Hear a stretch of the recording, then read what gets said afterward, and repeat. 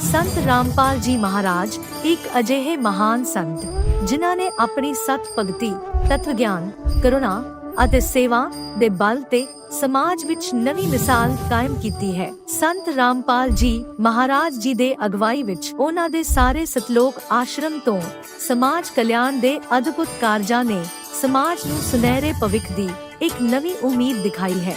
ਸੰਤ ਰਾਮਪਾਲ ਜੀ ਮਹਾਰਾਜ ਜੀ ਤੋਂ ਨਾਮ ਦੀਕਸ਼ਾ ਲੈਣ ਤੋਂ ਬਾਅਦ ਲੱਖਾਂ ਲੋਕਾਂ ਦੀਆਂ ਲਾਇਲਾਜ ਬਿਮਾਰੀਆਂ ਜਿਵੇਂ ਕੈਂਸਰ ਅਤੇ ਏਡਜ਼ ਆਦਿ ਠੀਕ ਹੋਈਆਂ। ਸੰਤ ਜੀ ਦੇ ਗਿਆਨ ਤੋਂ ਪ੍ਰੇਰਿਤ ਹੋ ਕੇ ਉਹਨਾਂ ਦੇ ਅਨੁਯਾਈਆਂ ਨੇ ਲੱਖਾਂ ਯੂਨਿਟ ਖੂਨ ਦਾਨ ਕੀਤਾ। ਸੰਤ ਜੀ ਨੇ ਲੱਖਾਂ ਭੈਣ ਬੇਟੀਆਂ ਦੇ ਦਹੇਜ ਮੁਫਤ ਵਿਆਹ ਕਰਵਾਏ। ਸੰਤ ਜੀ ਨੇ ਲੱਖਾਂ ਲੋਕਾਂ ਦਾ ਨਸ਼ਾ ਛੁਡਾਇਆ, ਕਰੋੜਾਂ ਉਜੜੇ ਪਰਿਵਾਰ ਵਸੇ। ਸੰਤ ਜੀ ਦੇ ਆਸ਼ਰਮਾਂ ਵਿੱਚ ਸਮਾਗਮਾਂ ਦੇ ਦੌਰਾਨ ਨਿਸ਼ੁਲਕ ਅੱਖਾਂ ਦਾ ਇਲਾਜ ਅਤੇ ਦੰਦਾਂ ਦਾ ਇਲਾਜ ਕੀਤੇ ਜਾਂਦੇ ਹਨ।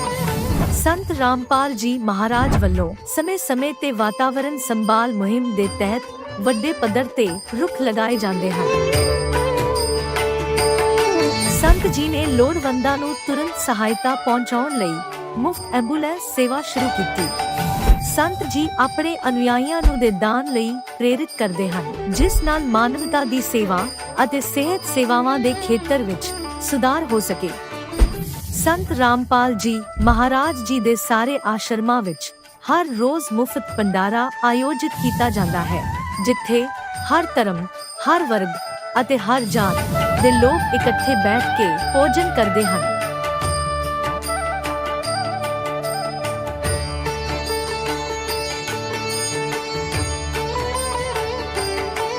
ਸੰਤ ਰਾਮਪਾਲ ਜੀ ਮਹਾਰਾਜ ਦੇ ਆਸ਼ਰਮਾਂ ਵਿੱਚ ਹਜ਼ਾਰਾਂ ਬਜ਼ੁਰਗਾਂ ਨੂੰ ਸਨਮਾਨ ਅਤੇ ਪਿਆਰ ਨਾਲ ਜੀਵਨ ਜਿਉਣ ਦਾ ਮੌਕਾ ਮਿਲਦਾ ਹੈ। ਉਹਨਾਂ ਦੇ ਖਾਣ, ਰਹਿਣ ਅਤੇ ਸਿਹਤ ਦੀ ਪੂਰੀ ਜ਼ਿੰਮੇਵਾਰੀ ਸੰਤ ਰਾਮਪਾਲ ਜੀ ਮਹਾਰਾਜ ਚੱਕਦੇ ਹਨ।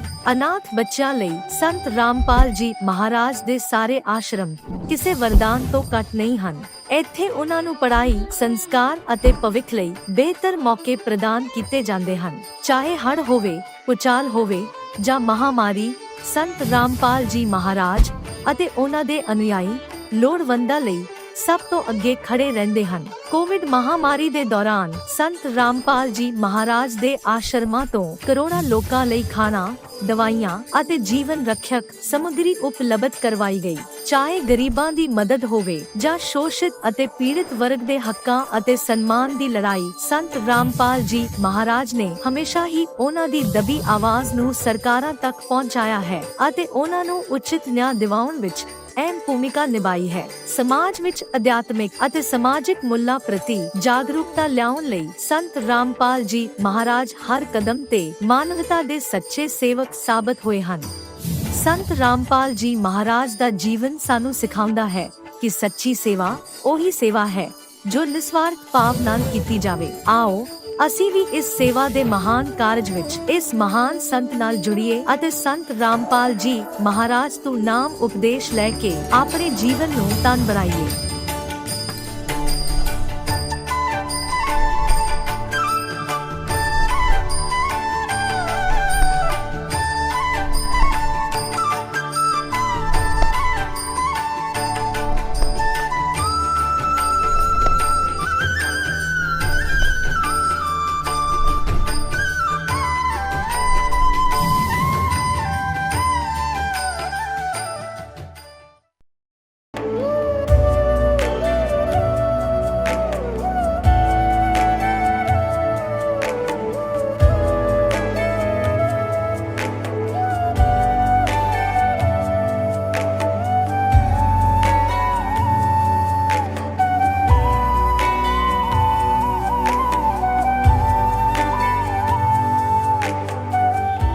पवित्र श्रीमद् भागवत गीता, पवित्र चारों वेद, पवित्र कुरान शरीफ, पवित्र बाइबल, पवित्र गुरु ग्रंथ साहिब, पवित्र कबीर साहिब की वाणी में छुपे हुए गूढ़ रहस्य अर्थात तत्व को जानने के लिए कृपया अवश्य सुनिए जगत गुरु तत्वदर्शी संत रामपाल जी महाराज के मंगल प्रवचन। कुदरत का करिश्मा, बाबूराम की कहानी। नमस्कार दर्शकों, आज हम आपको सुनाने जा रहे हैं एक अनसुनी कहानी। बाबूराम जी उत्तराखंड के एक छोटे से गांव के रहने वाले बैंक में नौकरी करते थे। उनकी जिंदगी में मुश्किलें थमने का नाम नहीं ले रही थीं। पत्नी को ल्यूकोरिया जैसी गंभीर बीमारी ने जकड़ रखा था और बाबूराम जी खुद टॉन्सिल्स की समस्या से जूझ रहे थे। डॉक्टरों ने उन्हें बताया कि यह कैंसर भी हो सकता है, जिससे उनकी चिंताएं और बढ़ गईं। ऐसी बात नहीं है कि वह देवी देवताओं की पूजा नहीं करते थे, परंतु सब निष्फल रहा। वह दिन रात दौड़ते रहे, कभी प्राइवेट अस्पताल तो कभी सरकारी, पर कोई भी इलाज कारगर साबित न हो सका। ऊपर से आर्थिक स्थिति भी इतनी कमजोर थी कि घर की जरूरतें पूरी करना मुश्किल हो गया था। लेकिन कहते हैं ना, जब इंसान की हिम्मत जवाब दे जाती है तब ऊपर वाला रास्ता दिखाता है। एक समय जब बाबूराम एक मेडिकल स्टोर से दवाई लेने जा रहे थे, तभी उनकी नजर ज्ञान गंगा नाम की किताब पर पड़ी। ये किताब उन्हें जैसे खुदा की रहमत लगी। उन्होंने 1 महीने में इस किताब को पूरा पढ़ लिया। उनके दिल में एक उम्मीद की किरण जागी और उन्होंने संत रामपाल जी महाराज के सत्संग सुनने शुरू कर दिए। 1 साल बाद संत रामपाल जी महाराज के दर्शन प्राप्त कर उन्होंने नाम दीक्षा ली। उनकी पत्नी, जो इतनी गंभीर बीमारी से ग्रस्त थी, केवल संत रामपाल जी महाराज जी को दंडवत प्रणाम करने से ठीक हो गई और अब पूरी तरह से स्वस्थ हो चुकी है। बाबूराम जी का जीवन भी धीरे धीरे संवरने लगा। आर्थिक स्थिति में सुधार हुआ, घर की समस्याएं दूर होने लगी। उनके परिवार में अब खुशहाली लौट आई थी। बाबूराम जी की यह कहानी उनकी जुबानी सुनकर आप भी यह महसूस करेंगे कि जब इंसान की उम्मीद टूट जाती है, तभी कुदरत अपने चमत्कार दिखाती है। याद रखें, मुश्किलें चाहे कितनी भी बड़ी हों, ऊपर वाले पर भरोसा रखिए, सब ठीक हो जाएगा। नमस्कार सर। साहिब जी। सर क्या नाम है आपका? दास बाबूराम। सर आप कहाँ से हैं? खटीमा, डिस्ट्रिक्ट उधम सिंह नगर, उत्तराखंड से। सर संत रामपाल जी महाराज जी से नाम उपदेश आपने कब लिया? 28 फरवरी 2016। सर आप क्या काम करते हैं? जी, दास बैंक में जॉब करता है। सर संत रामपाल जी महाराज जी से नाम उपदेश लेने से पहले आप क्या भक्ति साधना करते थे? पहले तो हम सारे जगत के देवी देवताओं से जुड़े थे। उसके बाद सन 92 में बाबा जय गुरुदेव से नाम दीक्षा ली और उसकी करते रहे। फिर हनुमान जी की भक्ति करते रहे, फिर दुर्गा की भक्ति करते रहे। करते करते घर में ढेर सारी परेशानियां आने लग गई, बीमारी फैल गई, धर्मपत्नी बीमार हो गई, बच्चे बीमार हो गए, खुद भी बीमार रहने लगे। ऐसे ही चलते चलते चलते चलते बीमारी में कर्जे में डूब गए और बैंक से थोड़ा कर्जा लेके एक टीन डाल लिए घर पर। और जब लास्ट बीमारी बहुत बढ़ गई, धर्मपत्नी को एक लिकोरिया की बीमारी लग गई। डॉक्टरों ने कहा भाई अब बदबू आने लगी, अब ऑपरेशन करवा दो।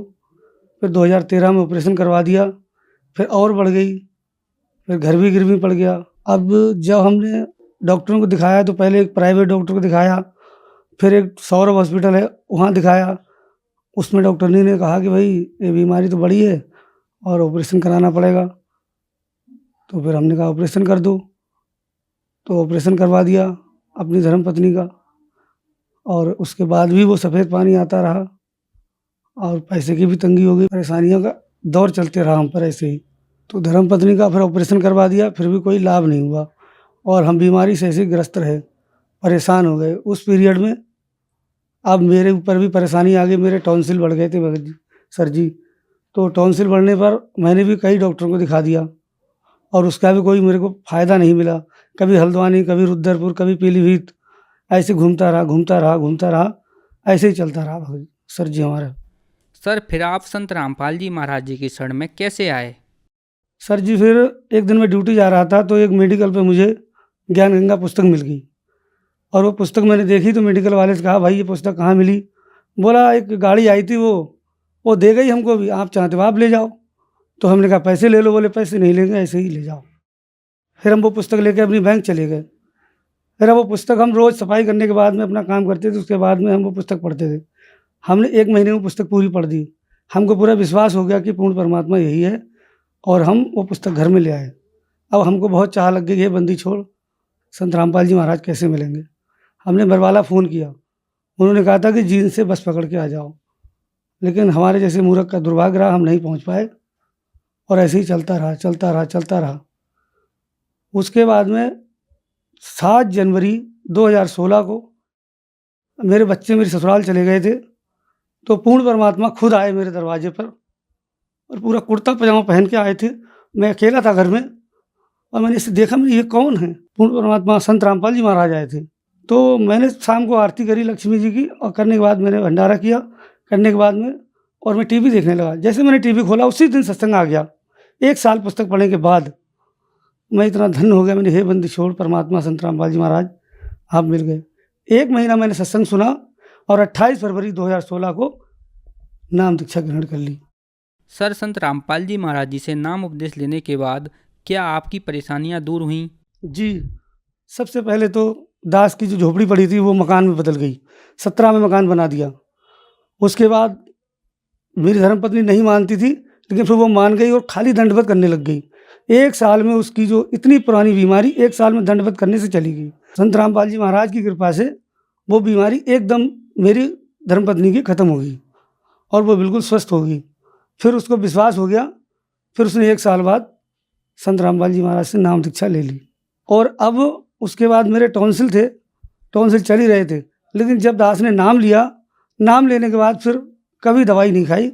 अपने आप ही टॉन्सिल धीरे धीरे धीरे धीरे आज बिल्कुल ठीक हो गए, कोई दिक्कत नहीं है। जब मैंने जो डॉक्टरों के लिए दिखाया, हल्द्वानी दिखाया, रुद्रपुर दिखाया, तो उन्होंने कहा भाई अब बड़े डॉक्टर के पास जाओ और ये हमारे बस की बात नहीं है, ये बहुत फैल गए हैं।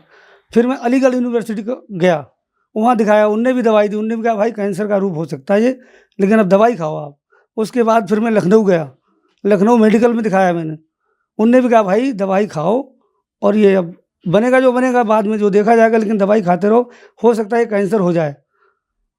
लेकिन परमात्मा की बंदी छोड़ सतगुरु रामपाल जी महाराज की दया रही है कि नाम लेने के बाद मैंने कोई ऐसी दवाई नहीं खाई और बिल्कुल ठीक हो गया। आज मैं बिल्कुल ठीक हूँ, मेरे कोई दिक्कत नहीं है, आराम से सब ठीक है, घर परिवार सब सुखी हैं, कोई दिक्कत नहीं है। आर्थिक समस्या, पहले मैं सरकारी नौकरी में चपड़ासी था और गुरुजी से नाम लेने के बाद में, बंदी छोड़ सतगुरु रामपाल जी महाराज से नाम दीक्षा लेने के बाद में, उनकी दया से मेरा प्रमोशन हो गया। आज दास हेड कैशियर है यूनियन बैंक में। और एक कल का ताज़ा लाभ, कल दास के घर पे सत्संग था सतगुरु रामपाल जी महाराज की दया से, शाम का सत्संग था और मैं कैश बंद करके भाग रहा था बहुत जल्दी जल्दी। इसी बीच मेरे 8,000 रुपये घट गए और घटने के बाद मैं मिलाने लगा। मैंने कहा ये भगवान, सत्संग घर पे चल रहा, बार बार फ़ोन आ रहे हैं, मैं कैसे जाऊँ? परमात्मा संत रामपाल जी महाराज की ऐसी दया हुई कि वो फ़ोन आ गया उसका कि भाई मेरे खाते में चले गए आपके 8,000 ज़्यादा, आप उनको डेबिट करके अपने खाते में डाल दो। मैंने बहुत धन्यवाद दिया सतगुरु रामपाल जी महाराज को और वो खाते में अपने डाल के और कैश बंद किया और तुरंत घर भाग गया। तब जाके सत्संग में सम्मिलित हुआ। सर, आपने बताया कि संत रामपाल जी महाराज जी की शरण में आने के बाद आपको बहुत सारे लाभ प्राप्त हुए। तो जो दर्शक आज आपको टीवी पर देख रहे हैं वह भी इन्हीं सब परेशानियों से ग्रस्त हैं, तो उनके लिए आप क्या कहना चाहेंगे?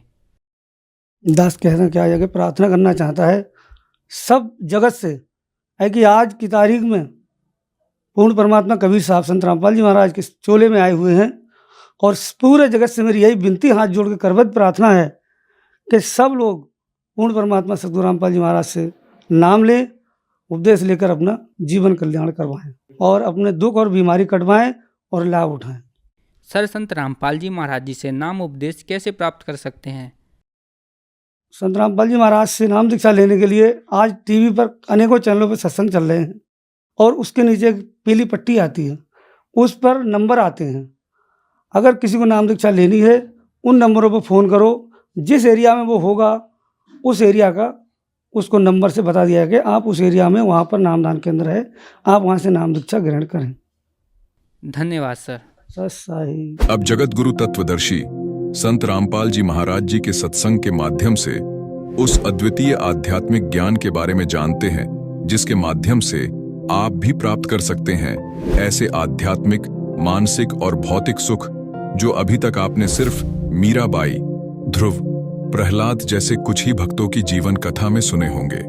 अब सुनिए तत्वदर्शी संत के संग शास्त्र अनुकूल भक्ति सत्संग, ऐसा अद्वितीय आध्यात्मिक ज्ञान जिसका है सर्वधर्मों के पवित्र शास्त्रों में प्रमाण। गुरु जी की से आस्था हटी, अभिमान घर कर गया। अभिमान इस जीव का सबसे बड़ा शत्रु है।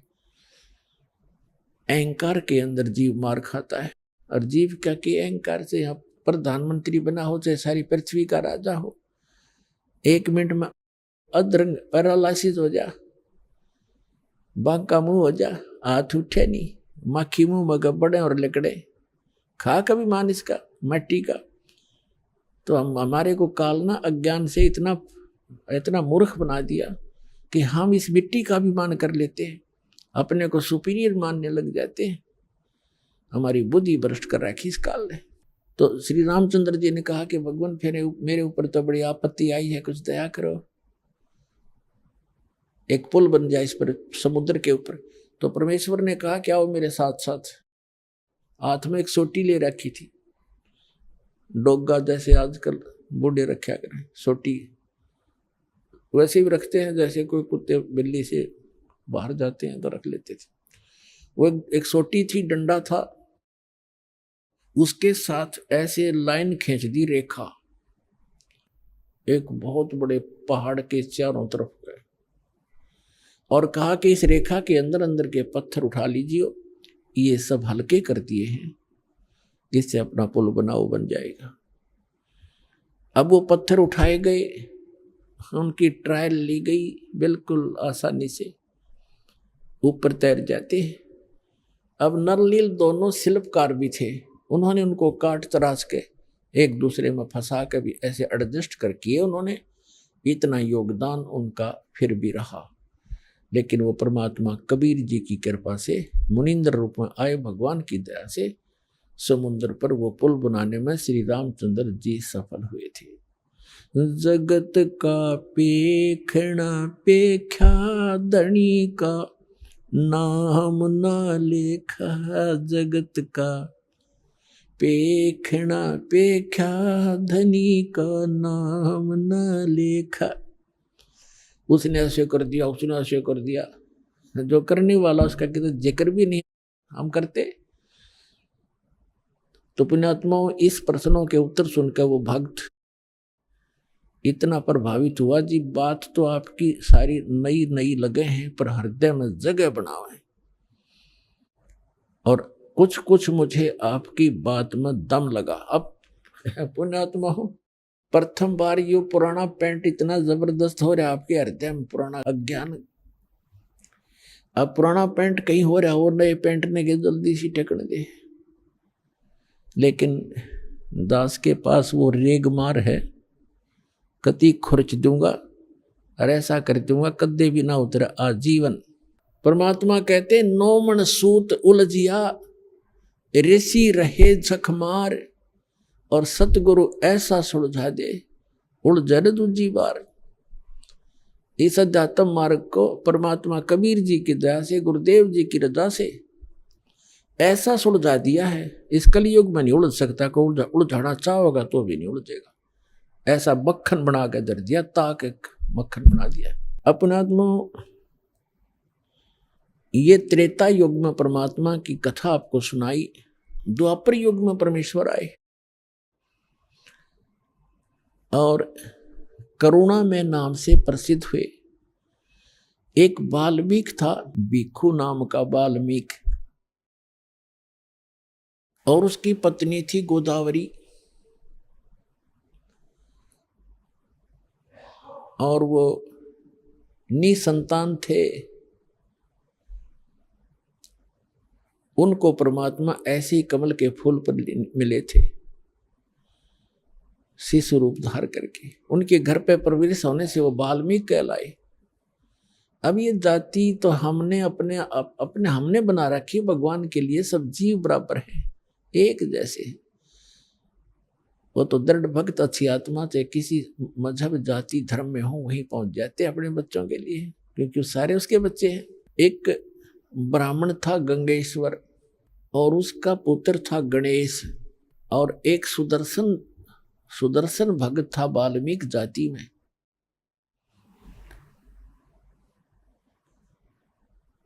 वो परमात्मा का भक्त बना जब करुणा में नाम से आए हुए थे, सुदर्शन नाम का एक भक्त। और उधर से वो गणेश नाम का जो ब्राह्मण का लड़का था, वो भी कबीर परमेश्वर का शिष्य हुआ। और द्वापर युग में ब्राह्मण की कीमत अलग बहुत ज्यादा होती थी। तो गंगेश्वर नाम का जो ब्राह्मण था, वो इस बात से घना दुखी था कि मेरा बेटा ब्राह्मण का लड़का एक वाल्मीकि का चेला बन गया, मेरी तो इज्जत का नाश कर दिया इसने। उसने परमात्मा को भी बहुत भला बुरा कहा, अपने पुत्र को भी बहुत प्रताड़ित किया, फिर वो बच्चा मान्या नहीं, वो उनका एक परम भक्त बना। और उधर से जो सुदर्शन नाम का वाल्मीकि जाति में जन्म था जिस बच्चे का, उसने परमात्मा का ज्ञान समझा और स्वीकार किया। और उसके माता पिता, सुदर्शन के माता पिता बहुत विरोध किया करते थे। वो श्री विष्णु जी के पुजारी थे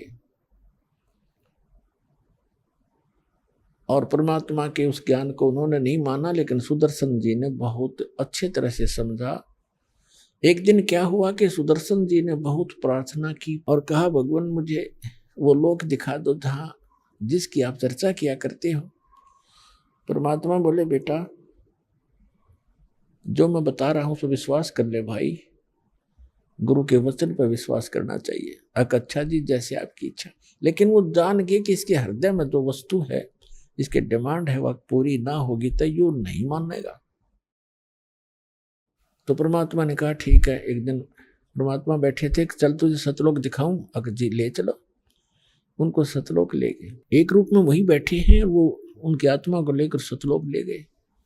3 दिन और 3 रात तक वो लड़का बेहोश पड़ा रहा, सुदर्शन। अब उधर से उसके माता पिता को पता चला कि ऐसे ऐसे वो करुणा में, करुण कहा करते परमात्मा। करुण ने पता नहीं क्या जंतर मंत्र कर दिया और मेरे बच्चे को बेहोश कर दिया। अब परमात्मा की माता पिता के पास भी जाकर उलाने देने गई वो उसकी माता सुदर्शन की, कि तेरे बेटे ने मेरा बेटा मार दिया, इसने पता नहीं कि जंतर मंत्र कर दिया। उसकी माँ समझाने लगी करुण जी को, करुणामय जी को, कहने लगी बेटा तूने क्या कर दिया। उसके लड़के का इकलौता पुत्र था, अब उसका भी नहीं पता था इस बात का। वो भी आ गई वहां शोक व्यक्त करने के लिए, और भी इधर उधर के लोग इकट्ठे हो गए, डॉक्टरों को दिखाई, झाड़ फूक करवाने लग गए, कुछ नहीं हुआ। तो तीसरे दिन परमात्मा उसको लेकर वापस आए। उठते ही कहता है, सारे इकट्ठे हो रहे रिश्तेदार तक, वो करुण कहाँ है, करुण कहाँ है भगवान, वो तो भगवान है, वो तो परमात्मा है, करुण कहाँ है। उठकर चल पड़ा, परमात्मा के घर पहुंच गया। अब घर वालों को तो खुशी हुई कि चलो हमारा बालक जीवित हो गया, कुछ भी कहता रहो। अब उस दिन के बाद उस सुदर्शन जी का ऐसा दृढ़ विश्वास हो गया कि ये भगवान उतरे, ये एक आम वाल्मीकि नहीं है, व्यक्ति नहीं है। तो कहने का तात्पर्य दास का है कि पुण्यात्माओं, जैसे महाभारत के युद्ध के समय श्री कृष्ण जी में प्रवेश करके काल ने गीता का ज्ञान दिया, और श्रीमद् भगवत गीता के अंदर आपने बहुत पढ़ा हुआ है, यानी काल भगवान ने कहा कि अर्जुन तू युद्ध कर ले, तुझे पाप नहीं लगेंगे, तू तो निमित्त निमित्त मात्र है, ये सब मैंने मार रखे। और फिर ये भी कहा कि यदि तू युद्ध में मारा गया तो स्वर्ग प्राप्ति होगी, और यदि युद्ध में जीत गया पृथ्वी का राज भोगेगा, तेरे दोनों हाथों में लड्डू। महाभारत का युद्ध जैसे तैसे काल ने डरा धमका कर अर्जुन तैयार कर लिया, और महाभारत का युद्ध हो गया। उसके बाद युधिष्ठिर जी को पांडव का जो बड़ा था पांडव, उसको राजगद्दी पर बैठा दिया। उसमें करोड़ों बहनें विधवा होगी, कई करोड़ अनाथ बालक हो गए, उनके बच्चे बेटा बेटी। 18 करोड़ व्यक्ति सैनिक मारे गए, तो उनकी कितनी पत्नियां विधवा हुई होंगी और कितने बच्चे अनाथ हुए। युधिष्ठिर राजगद्दी पर बैठ गया। अपने आत्माओं, परमात्मा कहते हैं, मन तू पावेगा अपना किया रे, भोगेगा अपना किया रे। अपना कर्म का भोग तुझे भोगना पड़ेगा जब तक परम संत की शरण में नहीं आएगा। तुम कौन राम का जपते जापम, तात कटे न ये तीनों तापम। तुम कौन भगवान का जाप जपते हो, नाम जपते हो, जिससे तुम्हारे ये तीन ताप भी नाश नहीं हो रहे। तीन ताप के अंतर्गत कौन से आते हैं? जैसे कोई किसी पर जंतर मंत्र कर देता है, कोई किसी को श्राप दे देता है, कोई किसी के घर प्रेत छोड़ देता है, कोई प्रेत आत्मा बाधा करती है, प्रेत बाधाएं हो जाती हैं। ये तीन ताप होते हैं। कहते इन तीन तापों को भी तुम्हारे भगवान नाश नहीं कर सकते। अपना आत्मा उदाहरण देते हैं। कुछ दिनों के बाद के वर्ष के अंदर अंदर ही युधिष्ठिर जी को बहुत बुरे बुरे सौंपन आने लगे। ऐसा लग रहा जैसे उसके घर में सिर कटे हुए व्यक्ति और धड़ धड़ आ रही है, हाहाकार मची हुई है, बहनें चूड़ियां फोड़ रही है, विधवा हो गई है, अनाथ बच्चे अपनी माताओं के लिपट कर रो रहे हैं, हमारा पिता कहाँ है, हमारा पिता कहाँ, वो कुछ जवाब नहीं दे पा रही। एकदम भयभीत होकर घबरा कर बैठ जाता है। द्रौपदी ने एक दिन देखा, 2 दिन देखा, 4 दिन देखा, उनसे प्रार्थना की आप सो जाओ। वो एक बार लेट जाते, तुरंत फिर बैठ जाता, आंखें फटी फटी रहती, राजकाज में कोई रुचि रही नहीं। द्रौपदी ने उन चारों पांडवों से कहा कि आपके भैया के ऊपर कोई आपत्ति है, कोई राज की समस्या है, तुम पूछिएगा। उन चारों ने प्रार्थना की कि भैया आपको कोई ऐसी समस्या है तो हमें भी साथ लो। कहते हैं अपने मन का दुख बताने से बट जाता है, कुछ बताओ क्या कहानी है। उन्होंने बड़ी मुश्किल से बताया कि मुझे ऐसे ऐसे भयंकर स्वप्न आते हैं। अब श्री कृष्ण जी उनके धार्मिक गुरु थे, जिसमें महाभारत का युद्ध कराया उस समय इसके अंदर काल प्रवेश था और वो अपना करवा के नाश निकल गया। इसने कहा कि गीता अध्याय नंबर 4 के श्लोक नंबर 9 में कि मेरे कर्म और जन्म अलौकिक है। विष्णु पुराण के अंदर 2 ऐसी कथाएं हैं कि एक समय असुरों का और सुरों का, देवताओं और राक्षसों का युद्ध हो गया। देवता भागे राक्षसों से डर के बहुत जंगल में जाकर किधर समुद्र के किनारे बैठ के तपस्या की। भगवान विष्णु की युग काल आ गया विष्णु रूप में और कहा ठीक है तो आप ऐसे करो, एक पुरंजय नाम का क्षत्रिय राजा है, उसको तैयार करो तुम युद्ध के लिए। और इसने कहा मैं उसमें प्रवेश करके और सब राक्षसों का नाश कर दूंगा, तुम उन राक्षसों को ललकारो जाकर युद्ध के लिए और पुरंजय को प्रसन्न करो, आपके साथ खड़ा खड़ा हो जाए वहां पर, उसके अंदर मैं प्रवेश करके उनको मार डालूंगा। अब देखिएगा, यह है श्री विष्णु पुराण, गीता प्रेस गोरखपुर से प्रकाशित है, सचित्र हिंदी अनुवाद सहित गीता प्रेस गोरखपुर से प्रकाशित है। इसके कौन है संपादक?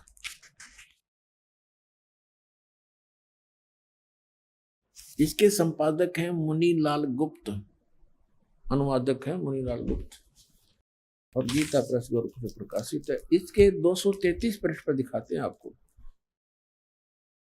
यह है चतुर्थ अंश और 233 पृष्ठ पे चतुर्थ अंश के अध्याय नंबर 2 के हम यहां आ जाते हैं। पूर्व काल में त्रेता युग में एक बार अति भीषण देव असुर संग्राम हुआ। उसमें महाबलवान दैत्यगण से पराजित हुए हार के देवताओं ने भगवान विष्णु की आराधना की। तब आदि अनंत शून्य अशेष जगत प्रतिपालक श्री नारायण ने देवताओं से प्रसन्न होकर कहा, आप लोगों का जो कुछ भी अभिष्ट है वह मैंने जान लिया है। तुम जो चाहते हो उसके विषय में यह बात सुनिए। राजऋषि ससाद का जो पुरंजय नामक पुत्र है, उस अक्षत्रिय श्रेष्ठ के शरीर में मैं अंश मात्र से स्वयं अवतीर्ण होकर उन संपूर्ण दैत्यों का नाश करूंगा। अतः तुम लोग पुरंजय को दैत्यों के वध के लिए तैयार करो। अब इसका क्या अर्थ है कि देवताओं ने पुरंजय को ससाद के पुत्र पुरंजय को तैयार कर लिया, उसमें काल प्रवेश कर गया और उसने राक्षसों को मार डाला, भगा दिया, देवताओं की विजय करा दी। अब और दिखाता हूं। एक बार नाग कुल के व्यक्तियों को और गंधर्व कुल के व्यक्तियों ने लूट लिया, उनको मार पीट कर भगा दिया, उनका खजाने लूट लिए। तो फिर वो नाग कुल के व्यक्ति करने लगे प्रार्थना भगवान की, वहां पर भी ये प्रकट हो गया और उनसे कहा, इस काल ने विष्णु रूप धारण करके आ गया यू, और कहा कि तुम पुरुकुत्स नामक अक्षत्री को अपने साथ मिलाओ, उसके अंदर प्रवेश करके मैं गंधर्वों का नाश कर दूंगा। ऐसा ही किया। देखिएगा ये चतुर्थ अंश और तीसरा अध्याय श्री विष्णु पुराण 242 पृष्ठ पे, यहां देखिएगा तीसरा अध्याय। यहां से पूर्व काल में रसातल में मोने नामक 6 करोड़ गंधर्व रहते थे। उन्होंने समस्त नाग कुल के प्रधान रतन और अधिकार छीन लिए थे। गंधर्व के पराक्रम से अपमानित उन नागेश्वरों द्वारा स्तुति किए जाने पर उनके श्रवण करने से जिनकी विकसित कमल सदृश आंखें खुल गई हैं, निंद्रा के अंत में जागे हुए उन जलशाही भगवान सर्वदेवेश्वर को प्रणाम कर उनसे नागगणों ने कहा, भगवान इन गंधर्वों से उत्पन्न हुआ हमारा भय किस प्रकार शांत होगा। तब आदि अनंत रहित भगवान पुरुषोत्तम ने कहा, युनासव के पुत्र मानधाता का जो पुरुकुत्स नामक पुत्र है, उसमें प्रविष्ट होकर उसमें प्रवेश करके प्रेत की तरफ प्रवेश करके मैं उन संपूर्ण दुष्ट गंधर्वों का नाश कर दूंगा। तो इसके कर्म इस प्रकार अलौकिक हैं।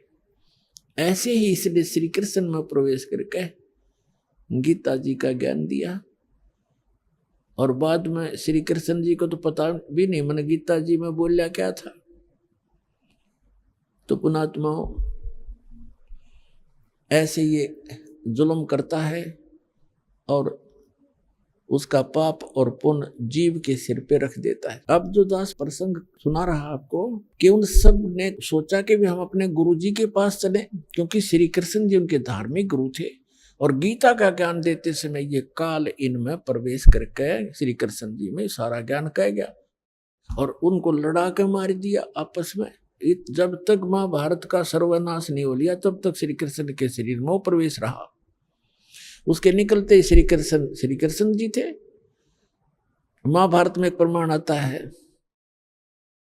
गीता प्रेस गोरखपुर से प्रकाशित द्वितीय खंड महाभारत के अंदर 667 पृष्ठ पे है कि अर्जुन ने फिर बाद में जब श्री कृष्ण जी से कहा कि आप यहाँ से जाने वाले हो और हम विजयी हो चुके हैं, राज प्राप्त हो गया है, आप कुछ सत्संग करके जाना और उस सत्संग में वो ज्ञान सुनाना जो आपने महाभारत के समय गीता का ज्ञान दिया था। श्री कृष्ण जी कहते हैं कि अर्जुन तुम बड़ा श्रद्धाहीन है, बड़ा बुद्धिहीन है, तूने उस ज्ञान को याद क्यों नहीं रखा। अर्जुन कहता मैं भूल गया उस ज्ञान को, तूने उसको ज्ञान को याद क्यों नहीं रखा, तू बड़ा श्रद्धाहीन है, तू बड़ा बुद्धिहीन है, तेरी बुद्धि अच्छी नहीं है। अब मैं उस ज्ञान को ज्यों का त्यों नहीं बता पाऊंगा, क्योंकि उस समय मैंने योग युक्त होकर वो ज्ञान बोला था। ये तो फिर वो बाद में तुक्के लावा था श्री कृष्ण जी। जैसे एक प्रेत किसी में बढ़ के बोल देता है, बाद में उस आत्मा को पता नहीं मैंने क्या बोला था और ही बताते हैं आपने ऐसे बोला था, ऐसे कहा था, तो बाद में फिर वो कहने लग जाता है कि मैं ऐसे बोला, ऐसे बोला, उसको पता कुछ नहीं होता। अब जब श्री कृष्ण जी कहते हैं मुझे तो याद नहीं, मैं उसको दोहरा नहीं सकता ज्यों का त्यों, और तूने क्यों नहीं याद रखा बुद्धिहीन। पुण्यात्मा दास ये सत्संग कर रहा है और आप कोई प्रथम बार सत्संग सुनने आया है तो 20% याद रहेगा आपके, और वो भी कुछ दिनों के बाद। और मुझसे कभी सुन लेना तभी सुना दूंगा यदि मैंने अपने होश हवास में बोल रखा है। और जब ये कहना कि मैं योग युक्त होकर ये बोला था ज्ञान, जब तक युद्ध का आमने सामने सैनिक खड़े वही कलेजा हिल जाए आदमी का, वहां योग युक्त हो गए तो अब पीस ऑफ माइंड था, तब योग युक्त होने में क्या बिजली गिरे थी उसके। तो नहीं, श्री कृष्ण जी ने वो ज्ञान नहीं बोला था। तो इस प्रकार ये काल ऐसे कर्म करता है। तो जब श्री कृष्ण जी के पास वो पहुंचे पांडव, तब श्री कृष्ण जी थे, वो काल नहीं था उसमें। तब श्री कृष्ण जी ने कहा कि तुमने जो महाभारत के युद्ध में बंधुघात किया है, भाई मारे, चाचे ताऊ मार दिए, गुरुजी मार दिए द्रोणाचार्य जैसे, और करोड़ों बहन विधवा होगी, वो पाप दुखी कर रहा है युधिष्ठिर को, क्योंकि जो राजपद पर बैठा उसको प्रथम लपेटेगा। तो फिर पांडवों ने कहा कि भगवान इसका कोई समाधान भी बताओ, आपत्ति तो आ गई है। ये 3 ताप के अंतर्गत आता है कि वो आत्माएं सता रही है, इसको प्रेत आत्माएं सता रही है। श्री कृष्ण जी से फिर उन्होंने पूछा इसका समाधान बताइए। श्री कृष्ण जी ने कहा कि आप एक अश्वमेध यज्ञ करो और उसमें पृथ्वी के सभी, क्योंकि उस समय सभी भक्त होते थे, भक्ति अवश्य करते थे, बच्चे से लेकर बूढ़े तक, चाहे किसी जाति मजहब धर्म का क्यों ना हो, जैसा भी, क्योंकि वैसे पुण्यकर्मी प्राणी जन्मते हैं त्रेता द्वापर सतयुग में, कलयुग में आकर के बिजली गिरती है ये। और कहा कि स्वर्ग लोक के देवताओं को भी आमंत्रित करो, इन सबको बुलाकर और धर्म यज्ञ करोगे तब तुम्हारा समाधान होगा। इस यज्ञ के अंदर सभी महापुरुषों को खाना खिलाओ, स्वर्गलोक के देवताओं तक, ऋषियों को, महापुरुषों को, संतों को, भक्तों को, रिश्तेदारों को, बहनों को, सबको बुलाओ। और फिर यज्ञ की सफलता का एक चिन्ह बताया कि एक सुसज्जित स्टेज बना के, अलग से एक स्थान बना करके, एक मेज, और उसके ऊपर एक 5 मुख का शंख रखा जाएगा। और जब सभी भोजन कर लेंगे, अतिथि और संत महात्मा, साधु संत, देव ऋषि, उसके बाद यदि यज्ञ आपकी सफल होएगी तो वो शंख अपने आप आवाज करेगा बगैर मुख लगाए, और यदि शंख नहीं बजा तो समझ लेना आपकी यज्ञ संपूर्ण हुई नहीं, आपका दुख निवारण नहीं होगा। अपने आत्माओं, अर्जुन तो भुगत भोगी था, गीता का ज्ञान कानों से सुन रहा था, और नैया बात तो उसका याद थी कि तुमने कोई पाप नहीं लगेगा, इस बात पर तड़ रहा था। वो सोचा था किसी तरह टल जा, भला उस युद्ध करना चाहे नहीं था, यहाँ तक कह दिया था कि हम भिक्षा का अन्न मांग कर खा लेंगे पर हम ये जुल्म नहीं करेंगे। लेकिन फिर इसी दुख से तो दुखी था कि पाप लगेंगे, और पाप का समाधान उसमें सबसे पहले कर दिया कि तुझे पाप नहीं लगेंगे, मन न मार रखे तो युद्ध कर ले। अब जब उसने ये सुना कि तुम्हारे को वो पाप दुखी कर रहे हैं जो तुमने महाभारत में हत्याएं की है, अब अर्जुन के मन में वह बात घनी खटक गई, लेकिन उसको अंदर ही समा गया, अंदर ही वो घूंट पी गया अपने, कि यदि मैं आज चर्चा कर दूंगा भगवान श्री कृष्ण से कि आप जी जब गीता ज्ञान सुना रहे थे तब तो ये कह रहे थे, अब ये पाप कहाँ से आ गया हमारे ऊपर। तो मेरा भाई जो है ऐसे स्वभाव का है, ये ना सोच बैठे कि मेरे इस समाधान में, संकट निवारण में करोड़ों रुपये लगेंगे, क्योंकि 88,000 ऋषि, 33 करोड़ देवता, 12 करोड़ ब्राह्मण, 56 करोड़ यादव, और ना जाने कितने आम जनता व भोजन करने के लिए आमंत्रित करनी थी, और उनके भोजन में कितना खर्च होना था, बहुत गना। तो अर्जुन ने सोचा कि भाई ये ना सोच बैठे कि अर्जुन मेरा समाधान नहीं चाहता है, और इस खर्चे से डर के भगवान के कृष्ण जी के साथ वाद विवाद इसलिए कर रहा है, और ये ऐसे स्वभाव का व्यक्ति है जब इसके मन में ये आगी बात युधिष्ठिर के, ये मर जाएगा पर समाधान नहीं कराएगा। अर्जुन ने इस बात को समझकर अपने अंदर वह सब्र की घूंट पी और चुप रहा। श्री कृष्ण जी से कहा कि आप चिट्ठी और स्थान निहित कर दो, हम अपना निमंत्रण देने जाएं। ऐसे ही हुआ, भगवान श्री कृष्ण जी ने तिथि और स्थान निर्धारित कर दिया। उसके लिए सभी की सेवा लगाएगी, आप इधर निमंत्रण दे के आइए, आप इधर जाइए। इधर काशी शहर की तरफ भीमसेन का नंबर था, उसकी ड्यूटी सेवा थी निमंत्रण देने की। और काशी शहर के बाहर साइड में ही परमात्मा का वो प्यारी आत्मा सुदर्शन रहा करता कुटिया में, और वही साथ में ही परमात्मा का दूसरे थोड़ी सी दूरी पर उनका अपना घर झोंपड़ी थी। तो ऐसे निमंत्रण देते देते भीम पहुंच गया उस सुदर्शन जी की कुटिया पे। सुदर्शन जी काफी प्रसिद्ध हो रहे थे उस समय संत साधु के रूप में, आसपास भी अच्छे आत्मा भगत हैं। तो सुदर्शन जी से कहा कि महाराज मैं राजा युधिष्ठिर का भाई भीम हूं और हमने एक यज्ञ का अनुष्ठान किया है, धर्म यज्ञ, आप आइएगा, आपको निमंत्रण देने आया हूं। तो सुदर्शन जी ने को पता ही था क्योंकि वो ज्ञान से परिचित था। उसने कहा कि भीमसेन तुम्हारे घर पे जो खाना खाएगा उसका भी सर्वनाश हो जाएगा। तुम इतने अपराधी व्यक्ति हो, तुमने अपने सुख के लिए करोड़ों बहनों को विधवा कर दिया और करोड़ों बच्चों को अनाथ कर दिया, और आज तुम सुख की इंतजार करते हो, तुम्हें सुख सपने में भी नहीं हो सकता, ऐसा जुल्म कर रखा है, तुम महा अपराधी हो। अपने आत्मा भगत तो वही होता जो साची को है। और मुझे बुलाना है तो मुझे जो यज्ञ तुम करने जा रहे हो, ऐसी 100 यज्ञ कभी कर रखी हो, उन 100 यज्ञ का संकल्प मुझे दे दो, वो पुण्य दो मुझे, तब तुम्हारे घर जाकर मैं रोटी खा सकता हूं। इतना पाप लगा मुझे।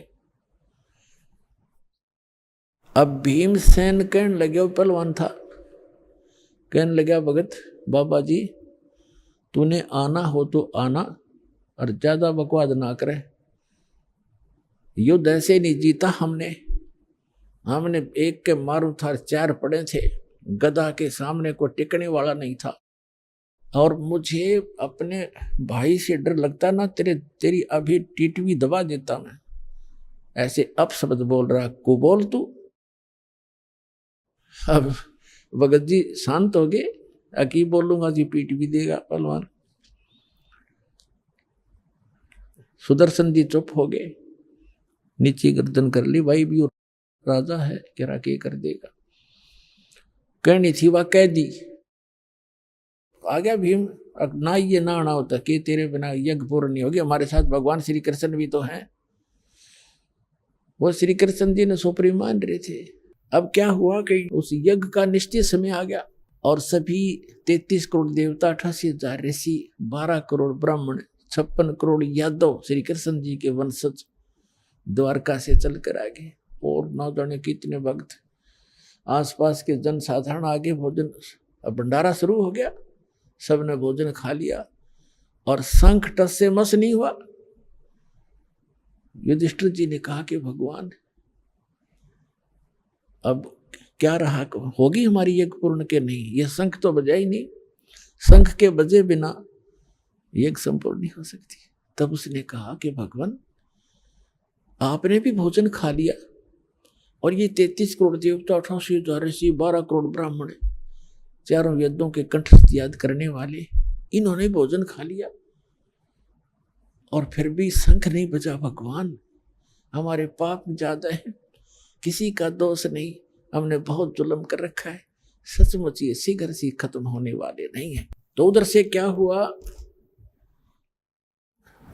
श्री कृष्ण जी ने कहा कि युधिष्ठिर इस शंख को बजाने वाला नहीं आया।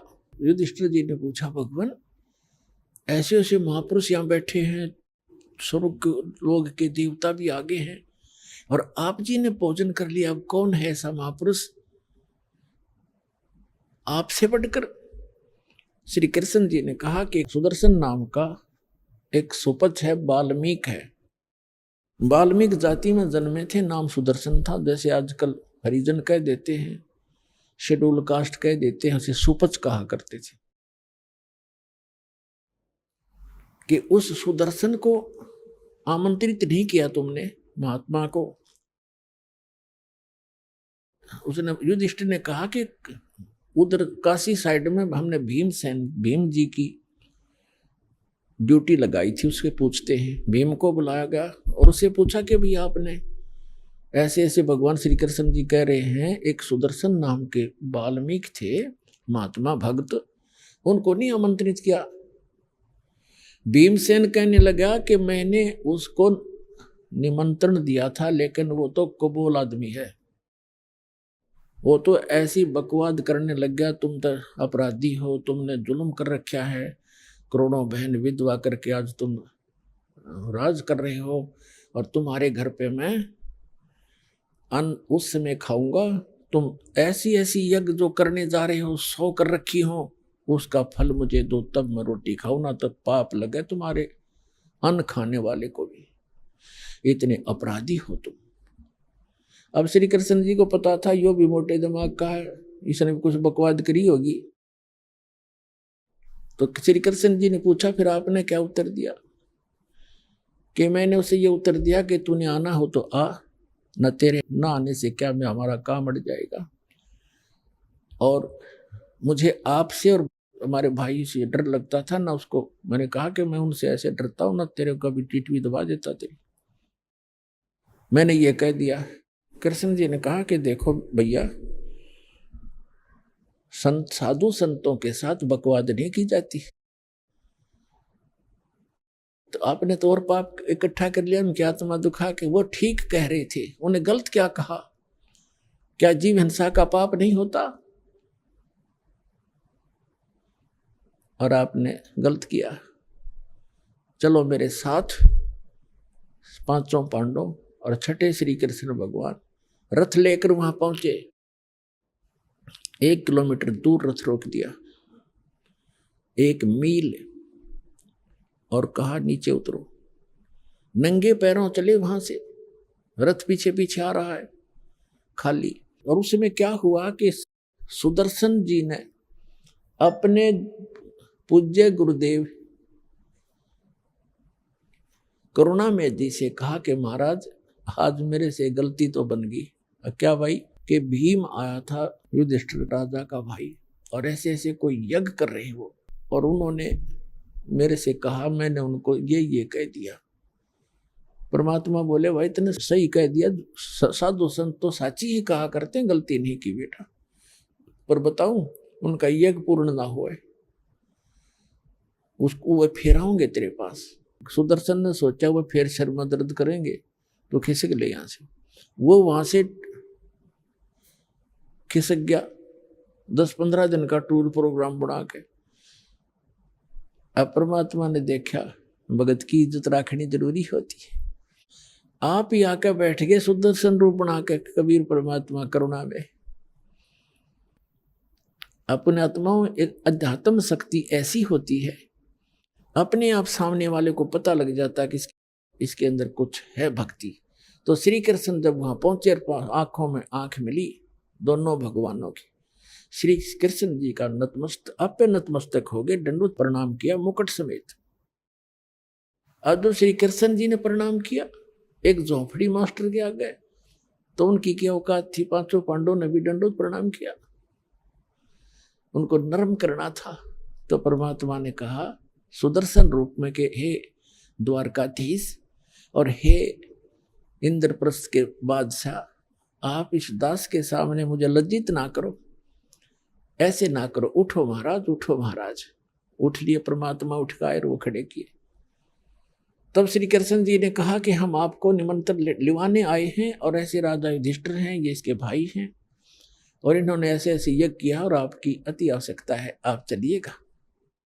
तब परमात्मा ने तो सारे अवदानी जान थे, उन्होंने रोल कर ही रहे थे सुदर्शन का। अभी आपने सुने संत रामपाल जी महाराज के मंगल प्रवचन।